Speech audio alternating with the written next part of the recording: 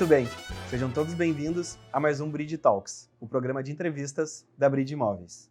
Por aqui, muito conteúdo relevante sobre o mercado, notícias e, claro, os lançamentos do momento. Eu me chamo Felipe Arantes, como sempre acompanhado do nosso sócio-diretor Leandro Rosa. Felipe. Tudo bom, Leandro? Filipes. Hoje Filipes. Muito bem, dando seguimento às nossas entrevistas com os melhores incorporadores do mercado, hoje a gente está com Felipe Melnick.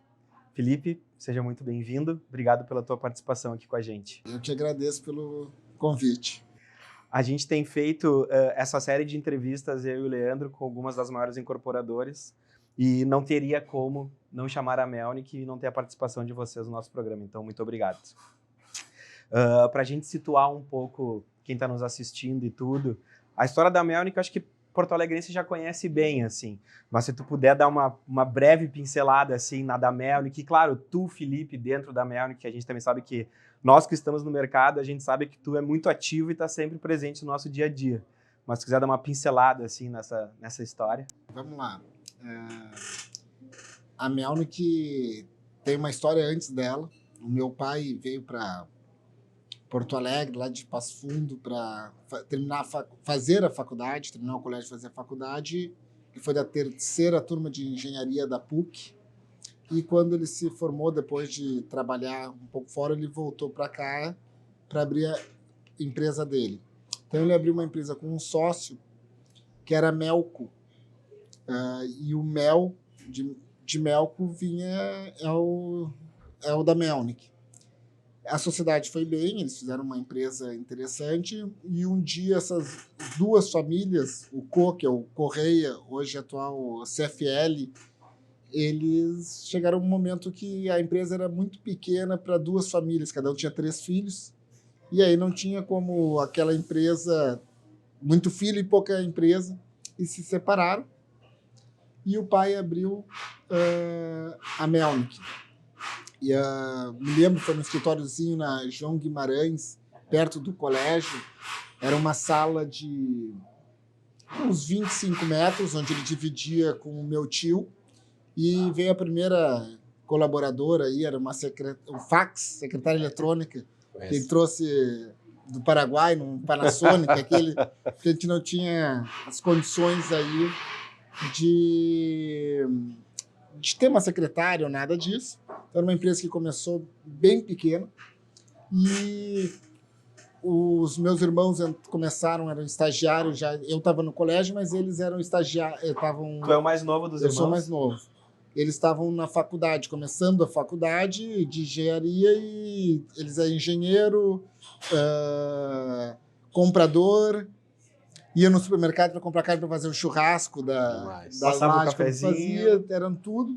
Então a gente começou uma empresa realmente muito, muito pequena, como todas as empresas familiares. Né?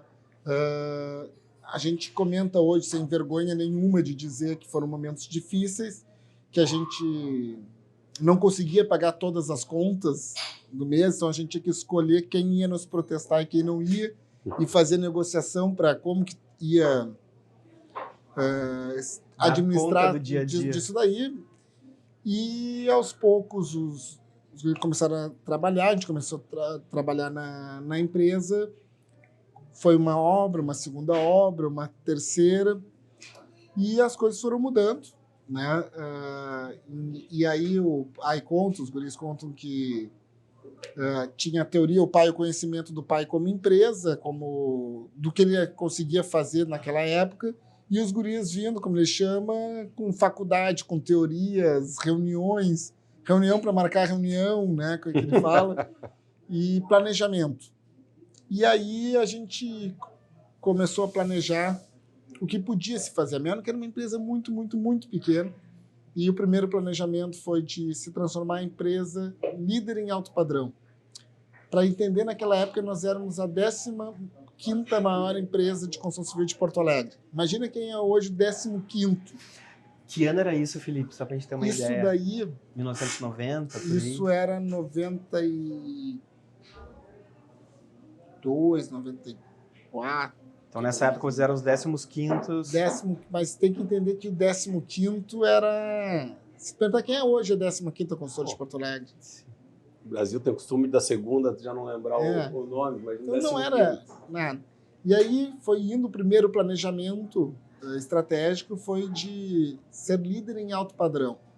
Mas por que líder em alto padrão? A gente trabalhava o alto padrão e não é que nós escolhemos naquela época trabalhar o alto padrão. O alto padrão era a única oportunidade que a gente tinha. Por que eu digo que o alto padrão era a única oportunidade que a gente tinha?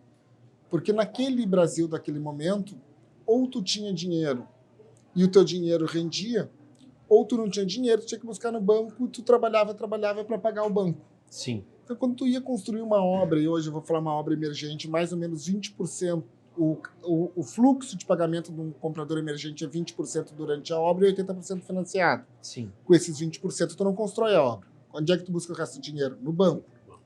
Então, tu ficava trabalhando para pagar o banco. Não sobrava nada. O alto padrão, tu conseguia cobrar durante a obra.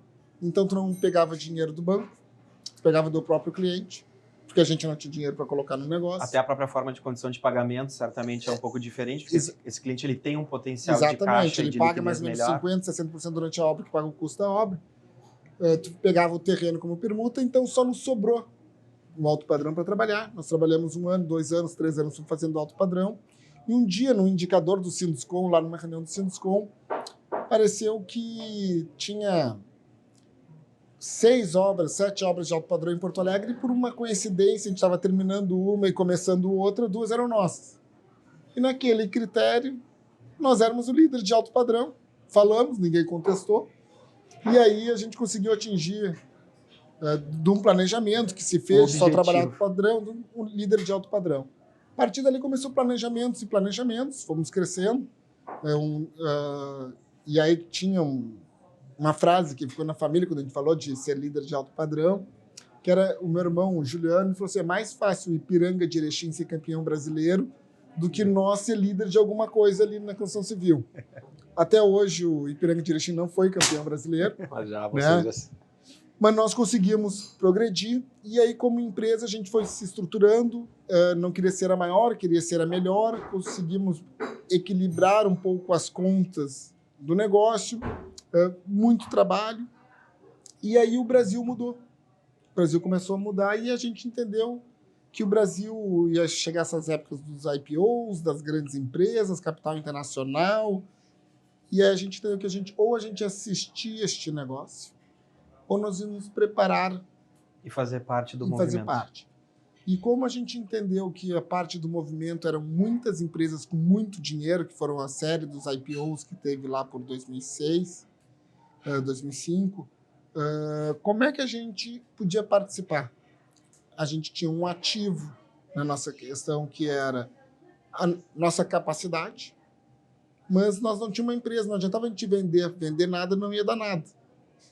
Então, a gente tinha que conseguir alguém que acreditasse na nossa capacidade, que botasse dinheiro pela gente e que deixasse a gente comandar o negócio. Quase que uma loucura, né? Olha, eu acho que eu sou bom.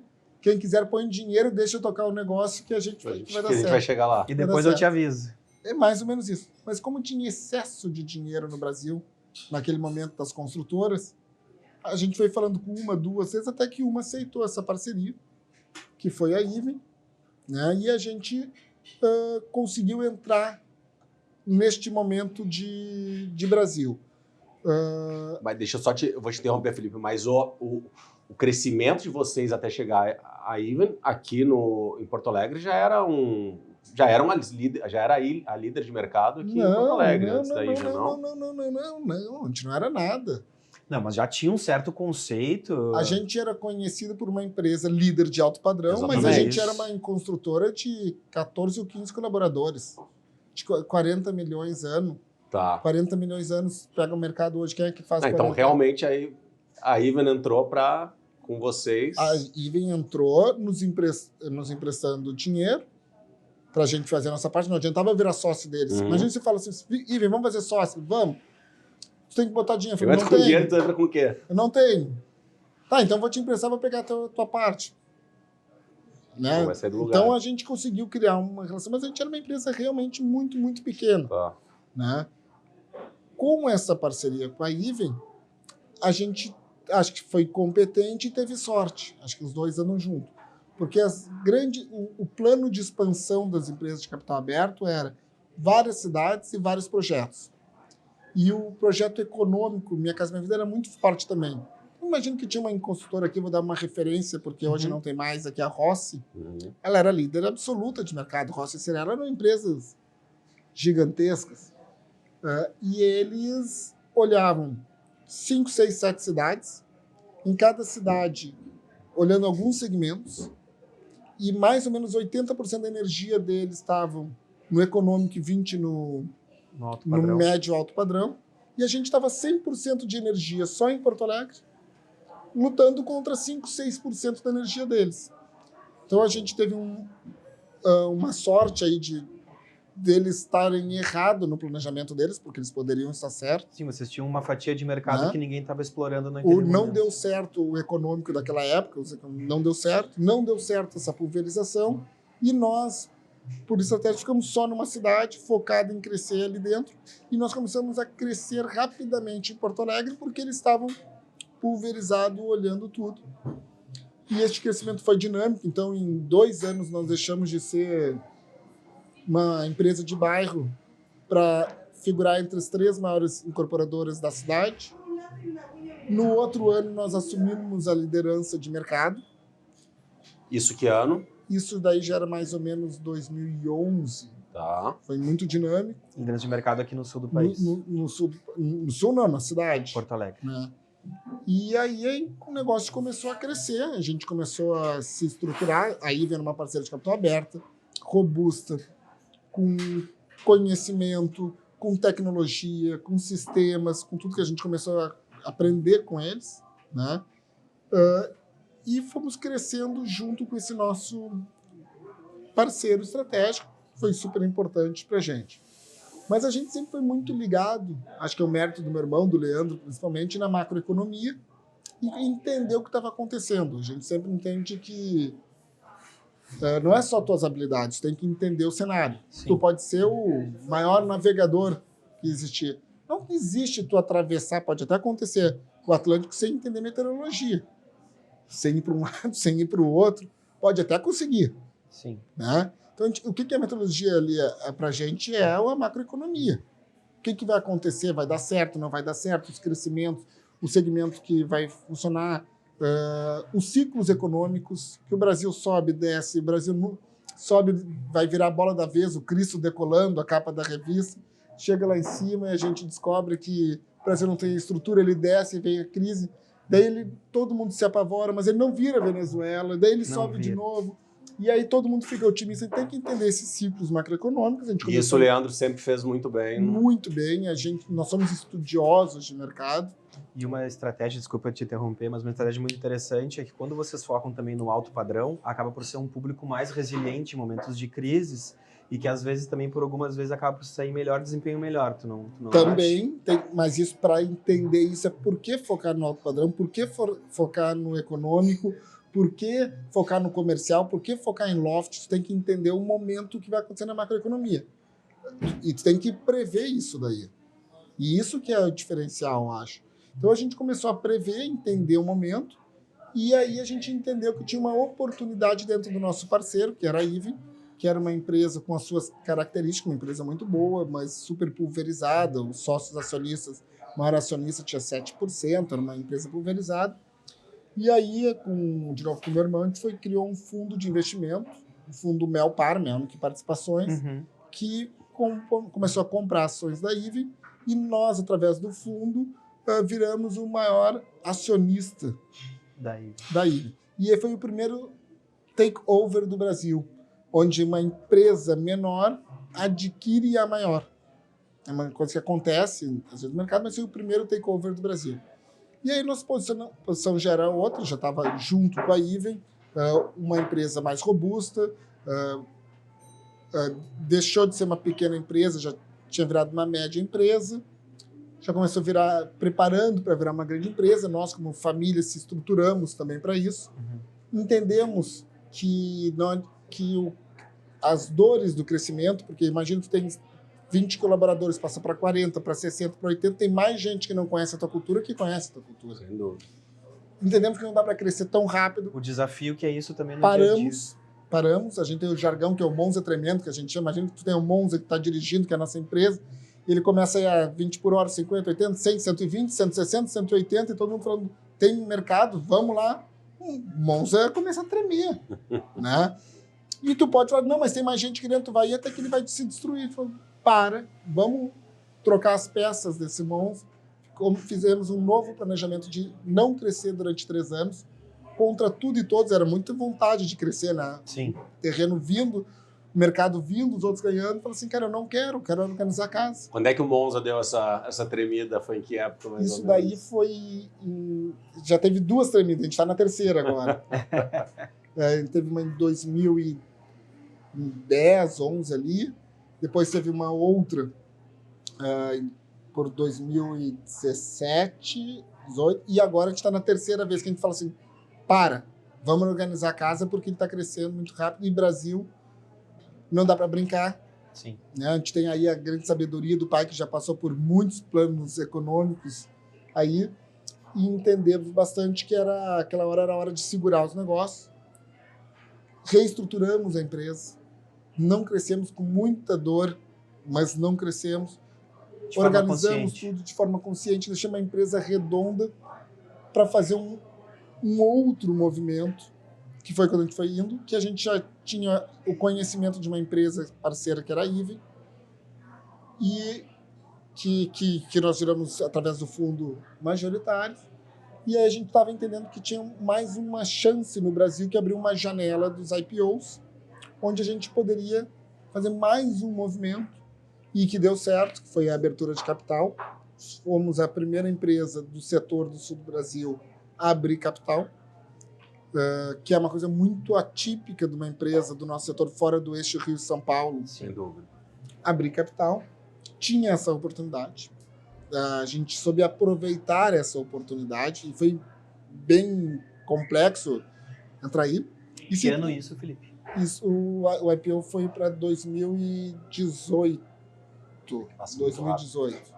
Porque a gente, por estar no mercado e por comercializar a Melnick, a gente passou por todos esses momentos, mas o curioso é que a gente não percebe quando o Monza treme, porque na verdade é o contrário, a gente está sempre querendo que a Melnick venha lançar e que continue nesse ritmo sempre. A gente não sente, né? Na nossa ponta, ótimo que a gente não sente, continua trabalhando sempre firme e sempre pedindo mais, né? Porque a gente, no alto padrão, que é onde a gente é focado, mas independentemente disso, a gente percebe mesmo nos outros mercados, quando você lança, que vocês acabam movimentando todas as imobiliárias de Porto Alegre. Basta ver todas as convenções que tem desses produtos.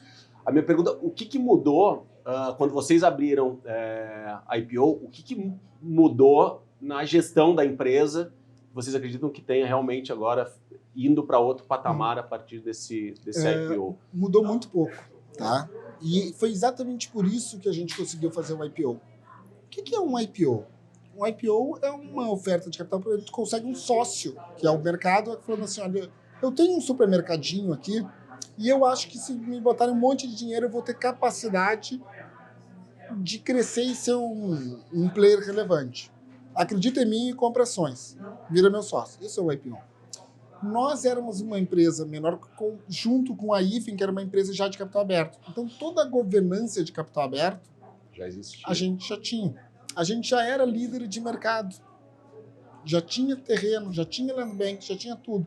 Então, a nossa tese para o IPO, diferente do normal do mercado, foi o seguinte: a gente não está querendo dinheiro para crescer. A gente tem muito terrenos hoje, que são um pedaço nosso, um pedaço de sócios e investidores, onde nós vamos transformar tudo nosso. Então, a gente vai continuar lançando um pouco mais, não tanto mais, mas tudo nosso. Então, eu já estou estruturado. Eu falo, essa é uma empresa que já está bem estruturada. Quando nós conseguimos fazer o IPO, como a gente já era governado de um modelo de empresa de capital aberto, o que a gente mudou é que a gente botou um RI ali dentro, um CFO e um RI. A empresa continua mais ou menos na mesma gestão. Então, a nível de gestão mudou pouca coisa. Mas do outro lado mudou radicalmente. a tese do IPO tinha uma outra questão. O Brasil, além de nós ser líder de mercado e estar bem estruturado, o Brasil tinha taxa de 2%. Então, eu falei assim, cara, com este Brasil e com essa empresa, me dá dinheiro que eu vou crescer dentro e um pouquinho fora para o Estado. Está ali. E a gente faz o IPO com todo um planejamento e mais ou menos em 6 meses a taxa de juros passa de 2 para 14. O negócio muda radicalmente. E com taxas de juros diferentes, e eu costumo dizer que construção civil, a matéria-prima da construção civil é terreno. A outra matéria-prima é taxa de juros. Sim. Financiamento. Mudou radicalmente o mercado. E aí nós estávamos com um projeto que a gente teve que reentender rapidamente e nos programar para um novo cenário. Então, aí muda radicalmente. E aí começa algumas coisas interessantes. Com uma taxa de juros de 14, quem é que compra apartamento? O cara que do segmento econômico, ele tem que pegar dinheiro emprestado. Taxa de juros alta, ele não consegue comprar. Fica muito caro para ele. Fica muito caro. O cara da classe média... Ele fica espremido no meio da pirâmide. Ele fala o seguinte, cara, não tá bom esse negócio para mim. Não tô garantido. Eu só vou comprar se for uma barbada. E o cara que tem muito dinheiro, fala assim, vamos lá, meu dinheiro tá rendendo no banco, tá tudo, eu não vai me machucar e vocês vão entrar. E aí, temos que virar o canhão pro alto padrão. Que é algo que está no DNA já da empresa. Que estava no DNA. Sempre souberam fazer. Só que não foi só a gente. Todas as incorporadoras têm que virar para isso, porque é um mecanismo de mercado de defesa para uma crise. Sim, praticamente a defesa... É a defesa que tem. Como fazer? Então, tem muita gente lançando o alto padrão. E aí tem as consequências de muita gente lançar o alto padrão. Inflação então, nos teus terrenos. Terreno. Lançou muito projeto bom de alto padrão. Nunca vi tanto projeto bom. Então, graças a Deus, a gente estava num momento bem de empresa, porque a construção civil ela é um negócio alavancado. As incorporadoras trabalham alavancado, é como faz. Só que nós tínhamos acabado de fazer um IPO. Sim, acaba trazendo mais liquidez para o caixa de vocês. Então, eu tenho muito caixa. Eu tenho muito caixa, que é uma coisa importante ter esse volume de caixa. E as outras pessoas falam assim, eu vou pegar dinheiro emprestado no banco, porque construção civil é um negócio caro, e o meu metro quadrado fica mais caro. Eu falei, mas eu não preciso pegar dinheiro emprestado no banco. Mais do que isso, o meu excesso de caixa eu vou aplicar no banco. Perfeito. Então a gente criou um diferencial competitivo ali dentro que a gente conseguia aproveitar. Mas tinha uma outra barra que, de novo, eu volto para a macroeconomia. Que eu falei antes. Lembra que a gente falou assim, cara, eu sei que a gente entende que o Brasil não vai venezuelar ou não vai explodir. Quando começa a dar todo esse problema, quem tem caixa, a gente pode comprar terrenos. Surgiu uma grande oportunidade de comprar terreno. Pouca gente tinha dinheiro para comprar terreno. A gente tinha acabado de fazer um IPO. Nos surgiu, os caras queriam todo mundo fazer pergunta, a gente podia comprar no dinheiro. Então nos surgiu oportunidades. Aí que a macroeconomia sempre está junto com o negócio. Claro. E foi aí, vou me corrigir se eu estiver errado, mas eu acho que nessa parte das compras de terrenos, principalmente no altíssimo padrão, no luxo, é onde realmente começou até a ficar engraçado a cidade de tanto tapume bom que vocês tinham. Aí a gente vem para os lançamentos, que, falando um pouco dos lançamentos de alto padrão que a gente vê e que tem dado extremamente certo. Nas melhores esquinas, né? Tu pega o Art Country, impressionante o terreno, Tená, queria depois que a gente falasse um pouco sobre ele, porque a gente está falando sobre o mercado de luxo. Não tem como não falar Tená, que mudou todos os parâmetros de Porto Alegre, a partir dele ficando pronto agora. E tu pega o Casa Vista, tu pega o Nilo Square, Cidade Nilo. Enfim, não tem fim. Coisa, né? E vendendo super bem, né? Tu pega todos eles. E terrenos ali, muito robustos, né? Muito robustos.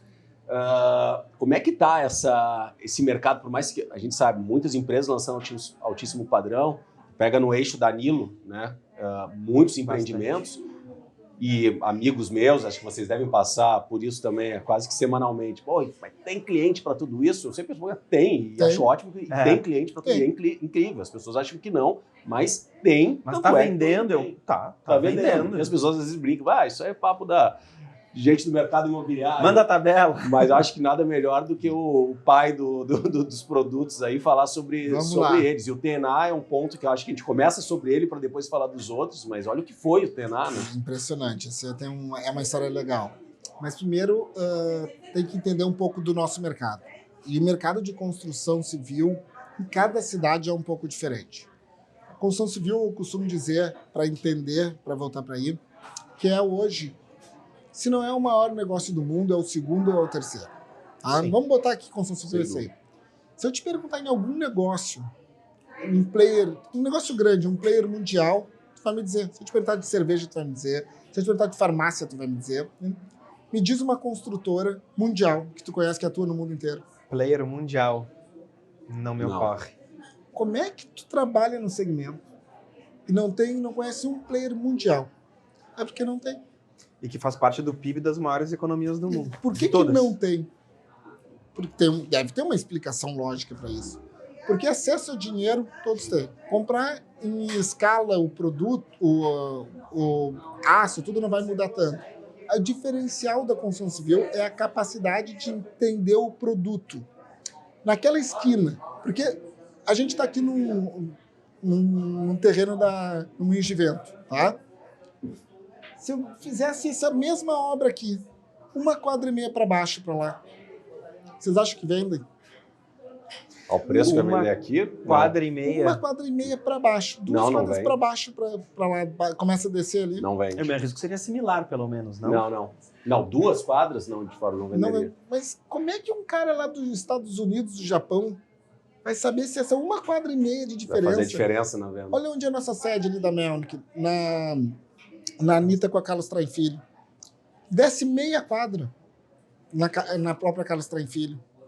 Quadra para baixo ali. Tu lançaria um apartamento lá de 100, 200 metros, mas meia quadra para outro lado eu vou lançar de 500. Como é que em 1 quadra de diferença... Vai ter só quem entende isso é quem está ali.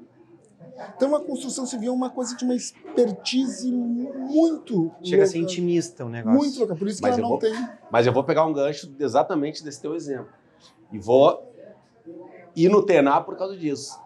Como saber e como conseguir antecipar as vendas do TNA e conseguir realmente fazer a venda do TNA naquela localização onde não tinha prédio, onde não tem costume de residencial, né, edificado, né, ter prédio daquele porte de 800 metros, 430 metros, enfim. E naquele momento econômico também. Momento econômico diferente. E vender 100% dele. Né? O TNA ele é um ponto fora da curva, tá?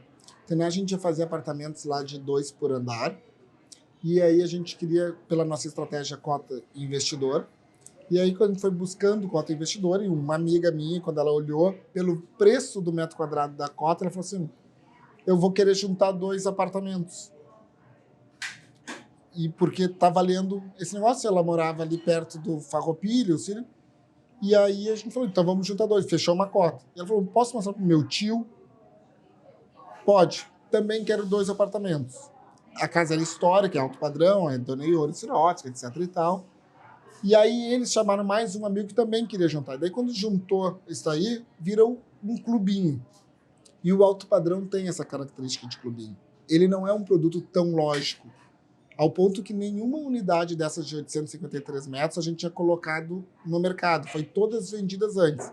Quando fechou esse clubinho, que a cada 10 anos tem capacidade de Porto Alegre de ter um empreendimento desse altíssimo padrão, a gente chamou esse clube, eu vou chamar, e começou assim, olha, tá aqui o memorial descritivo do empreendimento. Não, mas a gente quer aumentar, a gente quer botar mais isso, a gente quer mais isso. Tá bom, vamos aumentar esse memorial. Junto com eles, porque eles iam pagar a diferença. Aí surgiu um terreno lá, nós compramos junto com eles. E aí começou a gente trazer os amigos, e virou quase que um clube fechado. Se tu olhar, o TNA nunca teve propaganda, ele não teve plantão, até era quase que, assim, cara, não quero nem que tu passe por aqui, porque é um empreendimento um pouco atípico. E é por isso que ele tem um memorial descritivo super elevado, porque esse pessoal foi entrando junto, a gente estava com eles junto construindo. Mas a gente trouxe daí o Arthur Casas, um arquiteto diferente, um momento diferente, e aí tem os ativos deles ali de localização, perto de alguns colégios que chama atenção, uma vista impressionante, e virou um daqueles prédios ícones que a gente tem aqui no Moinhos de Vento. Antigamente tinha fugiu o nome. O Arachane, o do Recaldone ali, o do Morro. O do Ricardo, o Jorge V. É o Jorge V. O Jorge V, por épocas e épocas, era o Jorge V. O Jorge V. Era um clube aquilo. É verdade. Então, aconteceu, ele é um produto Então o Tenali foi uma mistura disso tudo. Então ele foi a concepção da Melnick junto com seus moradores, claro, desse clube seletíssimo. Seleto que estava indo. Mas tu pega isso, e aí seguindo nesse caminho, vem que tá o mercado inteiro curioso, porque como justamente o mercado não teve acesso, eu digo mercado, por ser um foi clube, quase tudo vendido. Quase tudo vendido. Dentro de casa. Tu começa a ver um tapume como o Carlos Trai.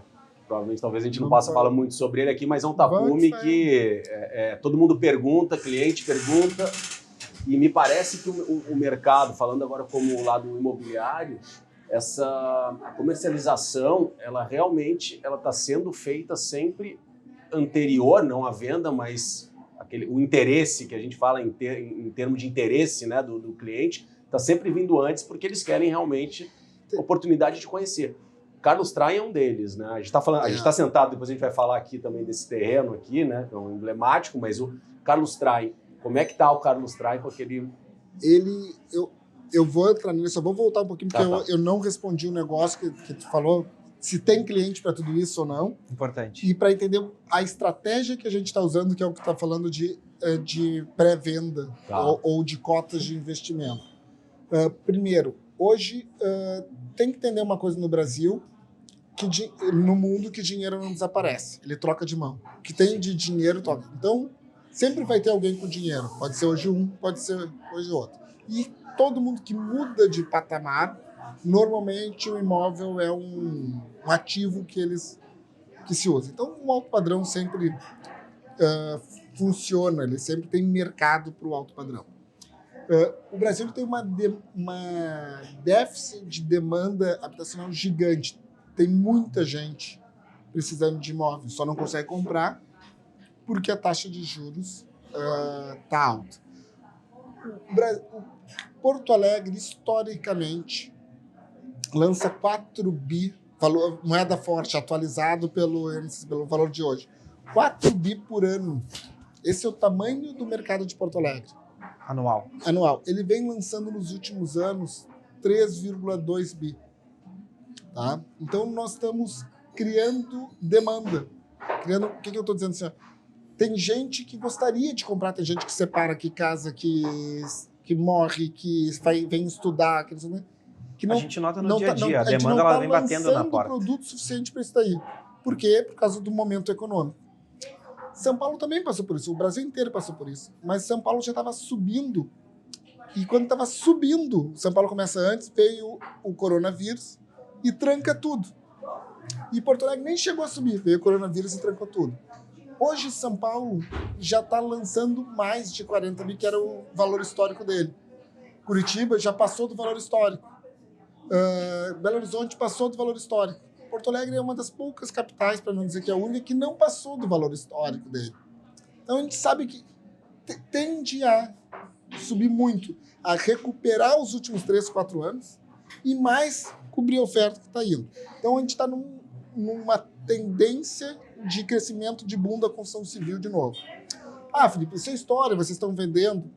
Quem entende bem disso é mercado financeiro. Se tu pegar nos últimos 60 dias, em média, se tu entrar todas as incorporadoras de capital aberto, subiram 50% o valor das ações. Tu acha que, em média, nos últimos 60 dias, todas as empresas viraram 50% melhor? Não.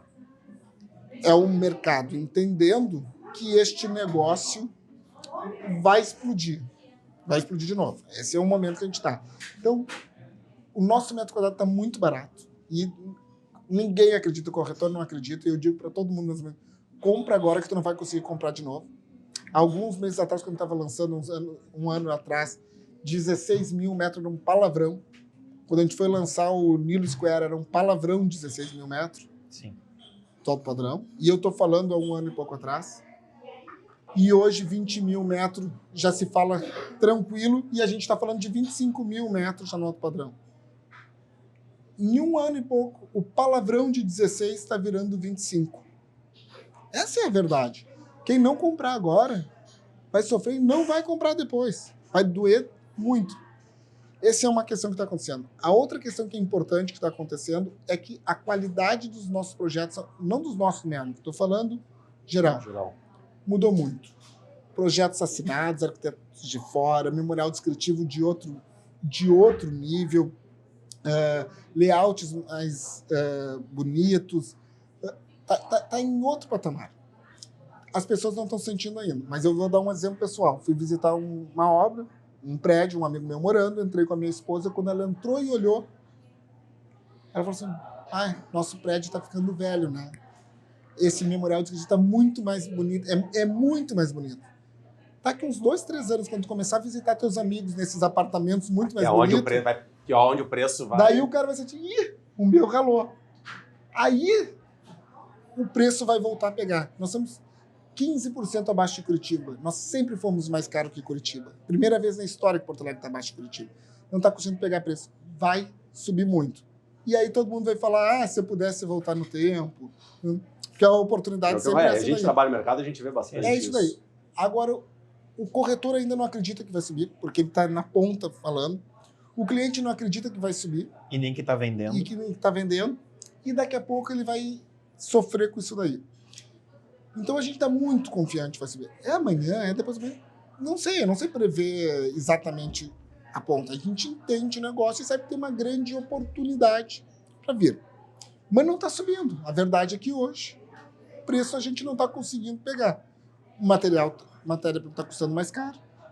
Os terrenos não subiu tanto, o terreno está normal. Os arquitetos estão custando mais caro. Mas as entregas de vocês estão mais caras porque o nível de entrega... E nós e o mercado, porque não está conseguindo subir o preço. O que está acontecendo agora? As incorporadoras estão trabalhando com pouca margem. Quando ela não consegue trabalhar com margem, tem 2 coisas que ela fala o seguinte: ou eu acredito que esse negócio vai subir e vou segurar no osso e vou segurar, ou eu não vou lançar mais. Se está dando mais dinheiro para mim, deixar parado, botar o dinheiro no banco do que fazer e não corro todos os riscos do Brasil, eu não vou lançar mais. Então, se subir, aqueles que acreditaram que ia subir. Se não lançar mais, vai faltar produto. E quando falta produto e tem muita gente querendo comprar, o que acontece? O preço vai subir porque a demanda aumenta e tem pouca oferta. Então vai subir ou vai subir. Tá? Vai subir onde ou vai vocês subir. Estão hoje. E vocês estão lançando. Porque a gente sabe que vai subir. Exatamente. Vai subir ou vai subir. Talvez a gente vai ter que sofrer um pouquinho para manejar isso aí. Eu queria tentar puxar um pouco mais, não consigo, daí escuto de um lado, tá indo. Como vai subir ou vai subir? A gente optou em vários produtos que tem um pouco do momento, não está exatamente como a gente queria, pegar aquele investidor que era cota terreno e oferecer para ele, cara, tu não quer comprar para morar? E aí vem aquela pré-venda que tu fala. E começa a acontecer o natural. E a gente fala o seguinte, cara, tu que é no meu investidor tradicional, cara, vai subir, olha aqui esse apartamento. Normalmente o meu investidor tradicional ele ia lá e comprava uma cota terreno que dava 10 apartamentos lá na Zona Norte, lá na Zona Sul, e ele era investidor ali tradicional e ele não ia morar porque não era o produto dele. Porque o terreno do alto padrão, eu nunca precisava de investidor, porque o próprio dono da casa do alto padrão já tinha dinheiro e ele falava o seguinte, cara, é melhor que eu pegar esse dinheiro da venda do terreno e botar no banco, é melhor eu ser permutante. Então ninguém queria. E eu não precisava de investidor no alto padrão. Perfeito. Agora eu preciso de investidor no alto padrão porque vale mais a pena botar no banco. E aí eu falo assim, cara, agora tu quer ser investidor, mas tu pode ser investidor ou ficar com isso para morar. E aí ele fala, quero. E eu fujo um pouco do meu risco e tu tem às vezes a sensação que eles estão fazendo uma pré-venda, mas é um momento que a gente tem que conseguir. A gente tem visto. E Felipe, aproveitando exatamente isso, a gente teve aqui, onde a gente está hoje, que é aqui na Nelário Ribeiro, um terreno que era muito conceituado, todo mundo queria saber o que tinha nesse terreno, ninguém sabia, era um conjunto de 6 ou 8 casas, Leandro me corrige. 5. 6 ou 8. E E eu me lembro que há 2 meses atrás a gente esteve aqui para uma prévia e era justamente isso. Vocês estavam ofertando um produto em pré-cota. E falando especificamente aqui do Casa Moinhos, vocês conseguiram atingir esse objetivo de vocês? Claro, não somente nesse, mas aproveitando que a gente está aqui hoje fazendo a gravação. Conseguimos. Né, como é que foi isso para o mercado? Foi super aceito, as vendas, o produto? Eu até estava conversando, só desculpa antes, com o Toninho aqui, que é um sócio aqui da panaderia, porque a gente sempre pergunta no mercado, como é que está o movimento aqui do plantão? Aí ele falou, não, quem normalmente compra até acaba depois frequentando aqui, vindo. Ele falou, eu consigo, obviamente, acompanhar as vendas. E as vendas têm acontecido com uma regularidade. A nossa meta foi atingida. Né? A gente já vendeu as cotas investidores que a gente tinha aqui e agora estamos se preparando, acho que mês que vem, a convenção de lançamento do produto com um desafio novo, porque a gente vendeu algumas cotas e a pessoa fica com esse metro quadrado na cabeça e o preço é 35% mais caro do que era antes. E é um desafio novo que a gente vai aprender a jogar. Tu acha que essa metodologia, desculpa te interromper, mas tu acha que essa metodologia, essa nova estratégia de venda, de fazer essa pré-venda para o pré-cotista, tu acha que isso vem agora mais forte assim para o mercado? Depende da macroeconomia. Porque a gente tem que também lembrar que não é assim, a gente está falando de uma pré-venda, ele é um fluxo muito mais forte. Não é uma pré-venda. Ele não é pré-venda, não existe uma pré-venda, ele é um investidor. Então o fluxo que ele coloca também, ele é muito diferente de uma compra. Né? Então tu vê que é a capacidade do grande mercado.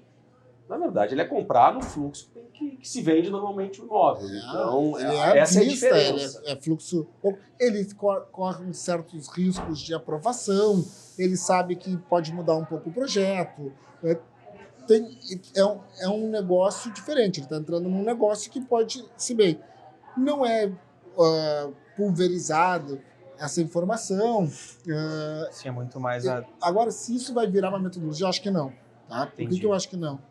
Porque a taxa de juros vai baixar, logo, não sei quando também, não sou, mas vai baixar, logo vai ser bom tu investir em outros negócios em vez de deixar dinheiro na poupança, o dono do terreno do alto padrão vai falar de novo que ele quer ser o permutante, e a macroeconomia vai mudando, e nós vamos estar dentro da macroeconomia. Então, é uma grande oportunidade para quem quer agora. Depois vai ter... Não sei.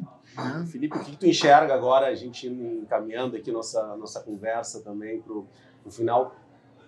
Qual é o planejamento da Melnick aí para os próximos anos? Em questões de lançamento, do volume de lançamento que vocês, até para quem está nos assistindo e não está no dia a dia mesmo, qual é o valor que vocês estão imaginando lançar para um 2000? Nós tivemos reuniões com vocês ano passado, já sabendo que ia ser lançado esse ano. Estamos vivendo o que nós conversamos ano passado. E o que vocês estão prevendo aí para os próximos anos? Vamos lá, acho que é um belo comentário assim, para explicar assim. Com estes sinais de macroeconomia que nós temos um planejamento. E a gente sabe que está mudando. O Brasil tinha algumas incertezas que já viraram certezas. E eu pareço chato sempre falando de macroeconomia, mas é o norte da bússola. É o norte da bússola. E a construção civil tem essa dificuldade que eu sinto. O mundo moderno fala assim, cara, tu tem que testar e errar. E vai aprendendo. Cara, se eu errar na construção civil, eu tô ralado, eu quebro. Olha que mundo complexo que ele está passando. Mas o que a gente vê hoje? Primeiro, é a primeira vez que eu falo que a gente tem um land bank de terreno. Antigamente a gente tinha que comprar terreno e se esforçar para lançar no mesmo ano. Hoje a gente tem um monte de terrenos, tem quase 11 bi opcionados de terrenos, muitos já dentro de casa e outros só opcionados, onde muitos deles já estão aprovados, projetos. Então, eu falo assim, cara, mudou a macroeconomia, eu posso buscar no meu banco de terreno, um terreno tem mais a ver com aquela característica. Com aquele momento econômico. Cenário ideal. Isso é um sonho que a gente nunca teve, é a primeira vez. Então, dentro desse projeto, a gente está acreditando aí que a gente vai lançar entre 1 bi 100 e 1 bi 500 ano. Lembrando que já era o que a gente vinha lançando esse 1 bi 100, mais ou menos 1 bi 200, só que antes muita parte disso era de investidores e a gente cresceu dentro da gente mesmo. Então a minha capacidade produtiva era de 1 bi 100, 1 bi 200, mas 750, 850 era meu, o resto era perguntante. O mercado via 1 bi 100, mas meu mesmo era... Sim. Então a gente vai ficar mais ou menos no mesmo tamanho, de 1 bi 100 a 1 bi 500. Que no mercado atual é quase 50%. Vamos lá. Depende do segmento. Depende... Tem muitas coisas Tá. assim. Tem segmentos que eu não atuo. Não, eu digo naquela matemática que tu nos apresentou, que Porto Alegre lança em torno de Mas 3... Porto Alegre vai ir para 4,400. Porto Alegre vai crescer. Desculpa, te Tá? interrompi. Mas isso aí. Então a gente vai lançar entre 1 bi 100 aí, 1 bi 500.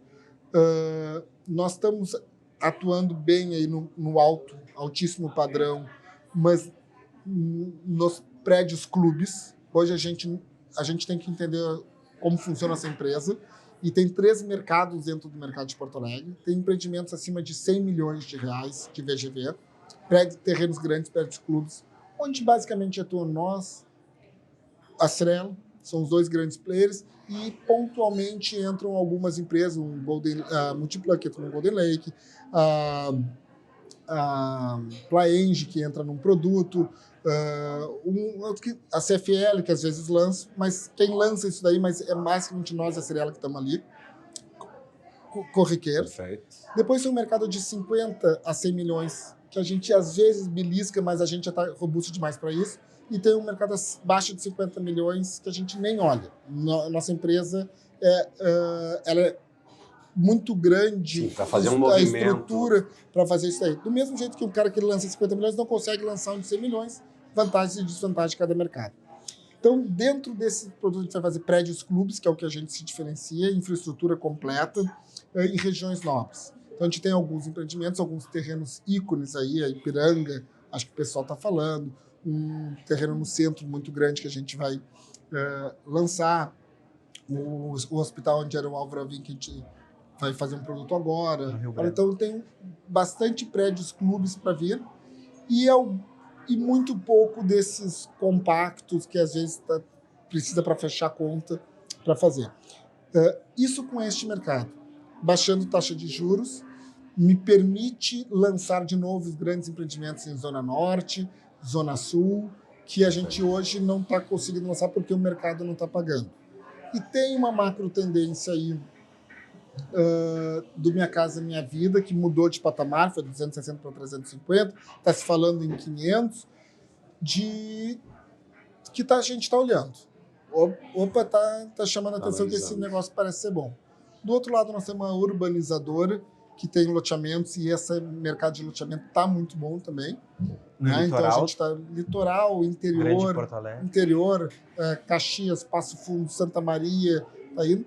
Então, a gente tem que entender onde está. O nosso negócio é um negócio de nicho, a gente se entende, tem que entender cada produto,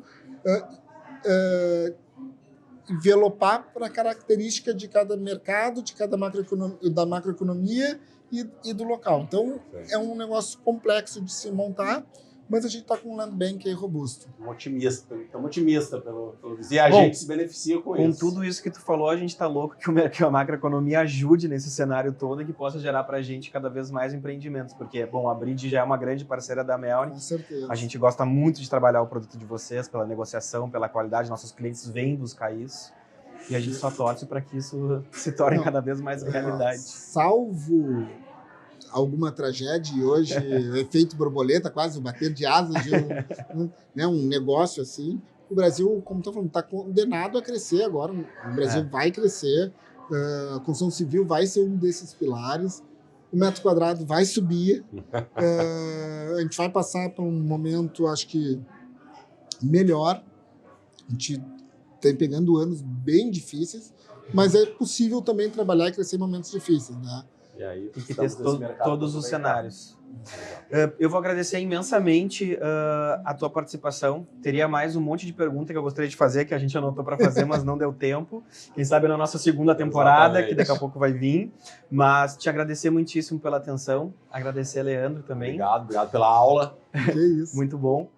E para você que quer saber um pouco mais sobre o mercado imobiliário, acompanhar as tendências, lançamentos, segue a gente no Insta também, no YouTube, e a gente se vê no próximo episódio. Até mais. Tchau, tchau.